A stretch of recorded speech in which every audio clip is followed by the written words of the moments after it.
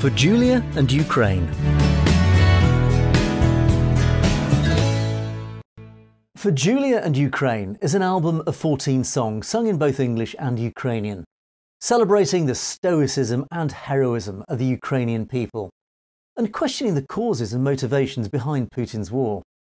Thank you for listening to, downloading, streaming or buying this collection of songs, and in so doing, you're helping support the Ukrainian relief effort. I hope these songs move you and help fuel a better world. As I say in the song Brothers, it only takes a storm to change the weather. Did anyone really believe that Vladimir Vladimirovich Putin, President of Russia, would invade Ukraine? I didn't, though I felt that China, America and the British knew.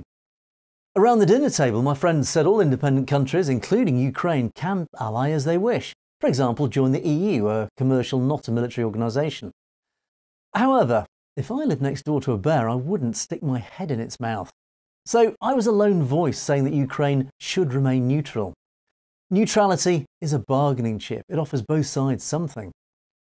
This collection of songs is to support all Ukrainians, and in particular, Julia Vasina, who illustrates my Spid the Spider children's books. She is Ukrainian. Julia had to move out of her city apartment to live in the countryside when the bombing started. But the bombs kept coming, so she then fled to Poland with her young son. This was an arduous journey, and at times dangerous journey. I started writing as an expression of support and soon found I had an album's worth of songs. The album is titled For Julia and Ukraine, as countries comprise individuals, and I want the songs to resonate with individuals not only in Ukraine, but around the world. Writing these lyrics also helped me learn more about the causes, the morality and principles behind the war, and I hope they help you better understand too. Pete Diamond from Diamond Studios composed and produced the music for all of the songs in this collection, except for I Apologise. And in so doing, he gave them extra meaning. The songs are as follows. Here is track 1, Julia's Story. It was difficult to stay true to Julia's words, so I used no choruses to avoid diluting their impact. Tally Cord sings in both English and Ukrainian. I hear lots of grace and feeling, a mixture of Mary Hopkins and Joan Baez in Tally's tone and phrasing.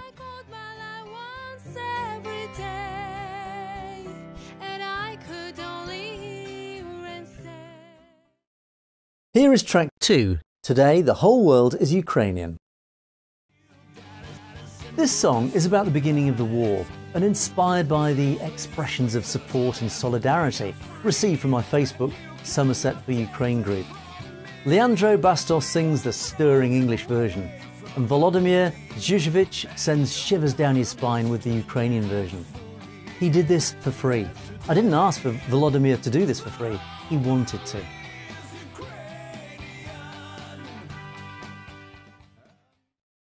Here is track 3, Lack of Love.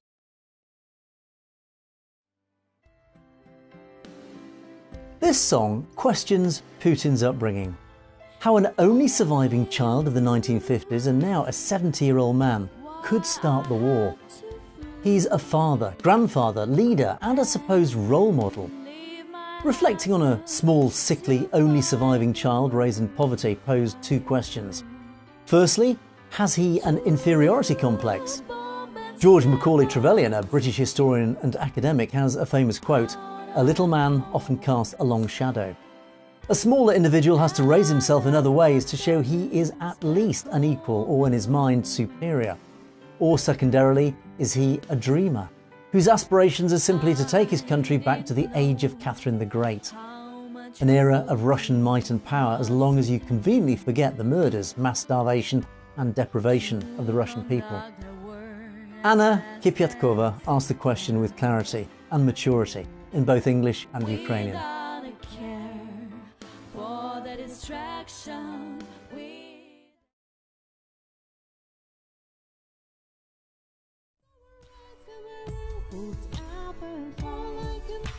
Stand your ground champions Ukraine as a stoic nation that would not give in no matter what.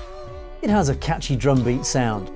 I wrote the lyrics before the war began, then refined them to reflect what was happening at that time. The songs stand alone as a compliment to a nation that was up and against one of the world's militarily huge and aggressive nations. Anna Mozolovich sings with passionate resistance in both English and Ukrainian. With all the pain we will remain, we'll defend to see through to the end.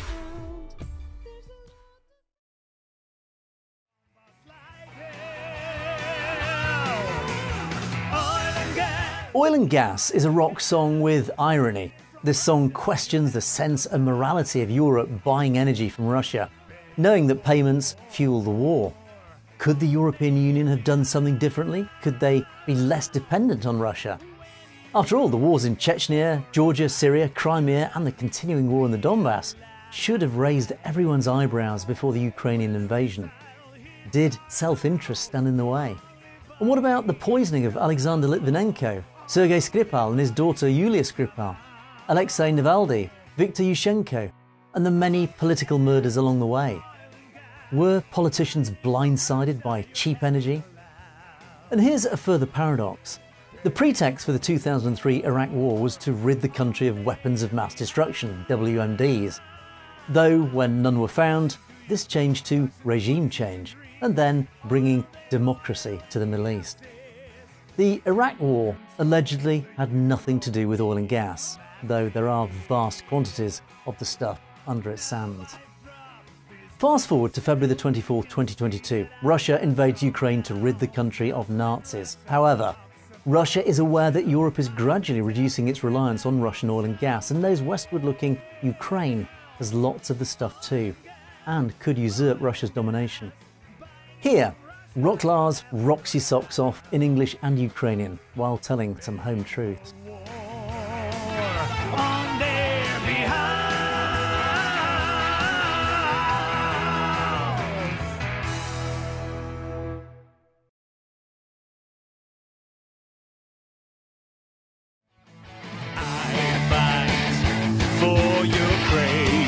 Mariupol salutes the steelworks' fantastic defence and bravery through one soldier's eyes. These soldiers were so determined that this song warrants a punk rock anti-establishment and anti-Russian sound. Denis Lyubimov belts out this song in both English and Ukrainian.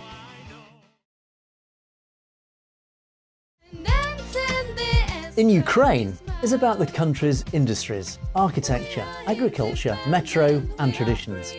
It's a pleasant diversion from the war itself. It's a song about before the war and what it will hopefully be after the war.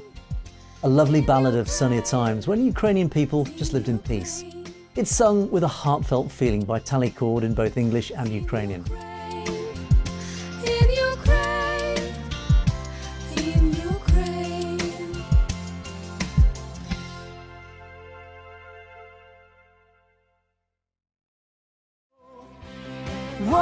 NATO is an angry pop song, something to hum, enjoy and think about. The key message is in the chorus's hook. It sets out my belief that if NATO had understood Russia's paranoia, it could have stopped its advance on the old Eastern Bloc and allowed a cushion of buffer states between Russia and the NATO bloc. You'll find examples of buffers between two states to prevent war if you visit the DMZ, that's a demilitarised zone, in South Korea, or closer to home, in Israel and Northern Ireland. NATO say they do not send troops to non-NATO countries, though they have previously deployed peacekeeping troops in Afghanistan and Kosovo. NATO has also encountered a possible escalation of war with the Russians. In 2010, British singer and ex-soldier James Blunt told the BBC how he refused an order to attack Russian troops when he was in Kosovo. Blunt said he was willing to risk being court-martialed by rejecting the order from a US General, Wesley Clark. He was backed by British General Sir Mike Jackson, who said, "I'm not going to have my soldiers be responsible for starting World War III." So, despite NATO saying they don't intervene in non-NATO countries, they do. Thus, in theory, they could go into Ukraine as peacemakers, but at risk World War III. Alex Breezer sings with disguised anger in both English and Ukrainian.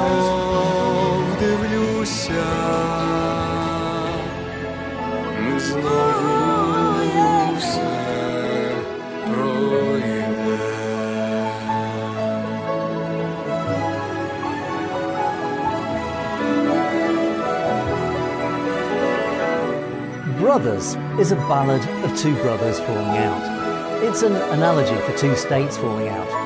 It reflects on good times past, at war now, and facing an uncertain future. One day both countries will have to get along. In Hamburg, a sustained campaign of strategic bombing during World War II, during the last week of July 1943, codenamed Operation Gomorrah, created an immense firestorm. It destroyed most of the city and killed an estimated 37,000 civilians and wounded 180,000 more. Yet, 15 years later, when the Beatles played in Hamburg, everything had changed. Andriy Chebanov sings beautifully in both English and Ukrainian. Matt Monroe has sung this song.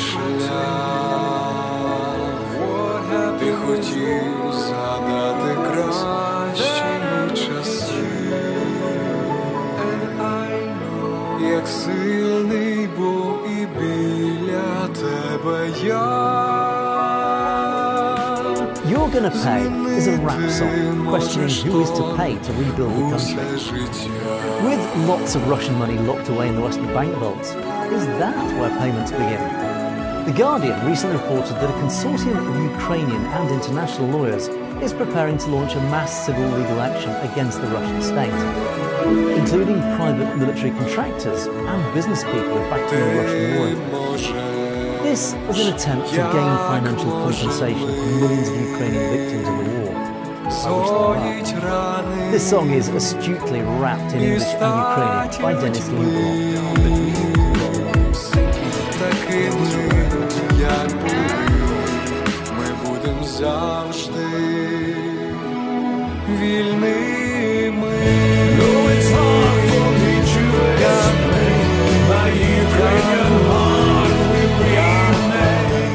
My Ukrainian heart will remain.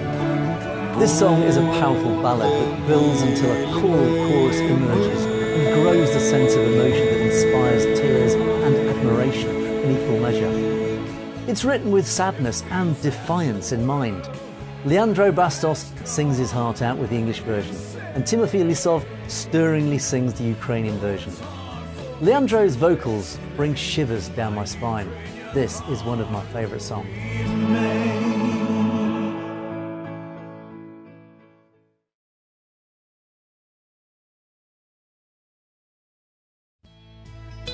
Live in Peace was written the summer before the war broke out. It reminds me of a lakeside walk with my wife, daughter-in-law and granddaughter. As we walked by the lake, I noticed how all the water birds shared the water and how they coexisted and managed to live in peace and harmony. This folksy song is earthily sung in English by Canadian Justin Beecham and superbly in Ukrainian by Bally. Upon the lake, it started me thinking, if ducks can live with swans. If only you. In your mind, the penultimate song is a more mysterious and sinister version of Lack of Love. The video reflects the darkness of Putin's KGB role and the art of spying. It's brilliantly sung in English by Caitlin May and beautifully and harmoniously by Anastasia in Ukrainian.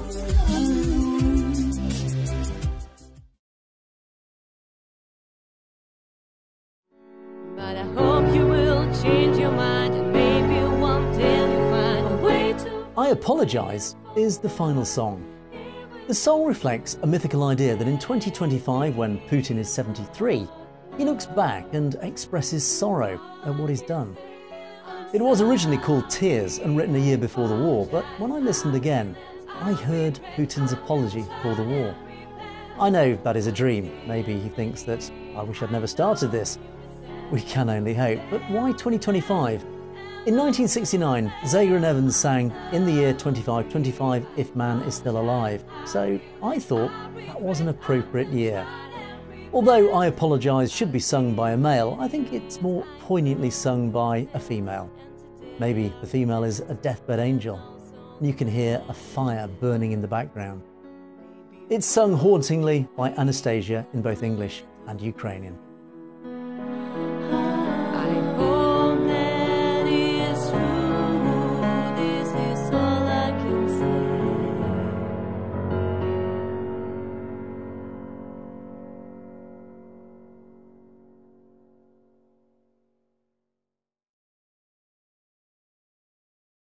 There's also a song missing from this album that I refused to write.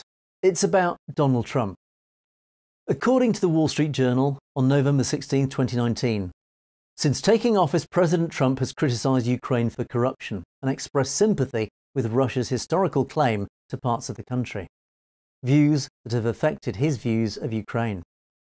President Trump also withheld military aid to Ukraine out of concern over Ukraine's corruption. Then he also tried to discredit Ukraine by implying it was Ukraine, not Russia, who interfered with the 2016 presidential election. But evidence on election interference points conclusively to Russia, not Ukraine. Can you imagine what will happen to Ukraine if he gets into presidential office again in 2024? There would be no Ukraine. Trump gave Putin the impression that he was sympathetic to the aims of the war. That's why there is no song in this album about Trump. Julia's story. So now I want to talk to you about Julia's story. This narrative is from Julia herself. I live in Pavlograd in the Dnipropetrovsk region of Ukraine. My day started with a 6:15 a.m. call from my husband. It changed my life. Julia, get up, the war started. I hear explosions. I picked up my son and all the things that came to hand, including the cat, and went to a village near to my town where my husband's mother and nephews live. At the same time, my husband joined the territorial defence. The village, Verbovatovka, about 20 kilometres away, was quieter because there were no deafening sirens. However, there was an air of general panic, and sometimes distant explosions were heard. And as there were no bomb shelters, we hid in basements. Every day started by calling family and friends and asking, "How are you?" In Ukraine, the question, "How are you?" equates with "I love you," because everyone starts the day by calling everyone they love. As the situation deteriorated, we realised that the war would not end quickly and became more scared. My biggest fear was for my son, my little emu, who's just 4 years old. So then I went to my parents who live in Lozovaya in the Kharkiv region, a further 40 to 50 kilometres away. But there we ran into new difficulties as one day when we came home from the store, a loud siren sounded, followed by a series of very clear explosions. So we just ran. I then realised I couldn't keep my son safe, and I didn't want him to see all the hardships of war. So I left the cat with my parents, packed a backpack and drove 4 hours to catch an evacuation train from Lozova to Lviv. There was a lot of fighting and rocket fire en route to Kharkiv, and everyone was very tense. All the cars were full of women and children coming from the Lugansk region, where they'd been living through a war for 8 years. I was lucky to go halfway with my friends. However, the train journey through Kyiv was what I was most afraid of because it was an evacuation train, and Kyiv was shelled regularly. Approaching Kharkiv train station platform seemed quite normal, even though I could see columns of black smoke in the distance. When the train was on the platform, my son, Mark, sat next to me, and in front of me were 3 women and 6 children from the Lugansk region. Though when on the train I heard 3 bangs. I don't understand what happened, the bangs were right in front of me. I turned my head, and in seconds the whole carriage fell to the floor, and my son was dragged off his seat. He was covered with a blanket, and I immediately fell down to him. As the train moved and left, we were on the floor for at least another hour. We then journeyed another 19 hours, but didn't sleep through worry. Luckily, we reached Lviv calmly. From Lviv, we took a train to Poland. The train was packed, and after leaving the train in Lviv, we queued for a train to Poland for a further 3 hours. We eventually arrived in Przemysl, where we went through Polish customs and onto another train to Katowice. This took 3 more hours. It was a tiring journey, and by night time the next day, Mark was asleep in my arms. The train had no seat, so we shared the luggage car with others. It was our second night on the road, and as I hadn't slept for a day, I just sobbed with fatigue. Mark managed 3 hours sleep. We stayed 3 to 4 hours in Katowice, and the volunteers put us on the next train to Gdansk. And thanks to the Polish volunteers, we had some rest and regained some senses. After 7 more hours, I met my brother.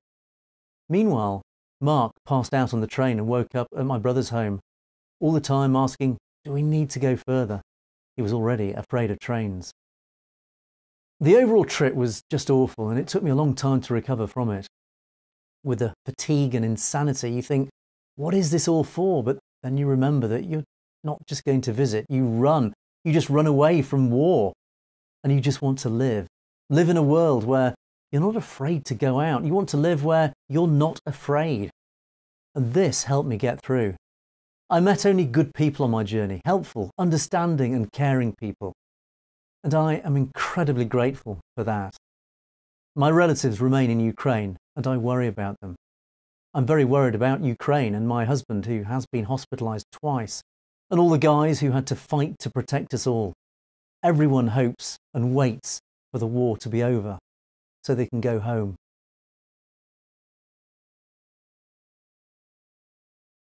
Summing up. This story started through concern for Julia. I then researched Eastern European history, trying to figure out what this war was about. I discovered what Ukraine was and is. Historically overrun by Poland, Russia, Austro-Hungarian Empire and the rest. Though the only way I could understand it was from the perspective of 1991, when the world nations accepted the borders defined after the fall of the Soviet Union. Then everyone was all full of hope. On reflection, is the war about Russia's fear that Ukraine is overrun by Nazis? Is it about oil and gas, national pride, or simply megalomania by someone with a big chip on his shoulder? Is it about the encroachment of NATO, or a few or all of these issues?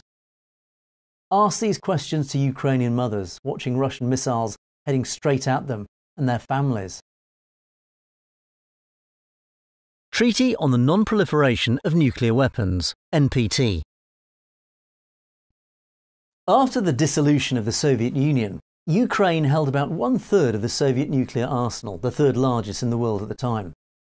On the 5th of December 1994, the Budapest Memorandum on Security Assurances, signed by the Russian Federation, the United Kingdom and the United States, committed them from threatening or using military force or economic coercion against Ukraine, except in self-defence or otherwise in accordance with the Charter of the United Nations. It also committed them to support the country in the event of attack. As a result of other agreements and memorandums signed between 1993 and 1996, Ukraine gave up their nuclear weapons. I just thought you'd like to know.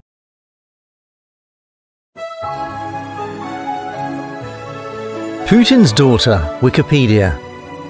In 2013, Katerina Vladimirovna Tikhonova, daughter of Vladimir Putin and Lyudmila Putina, married businessman Kirill Shamalov.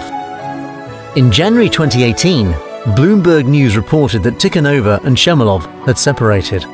She reportedly has a daughter born in 2017 with ballet dancer Igor Zelensky.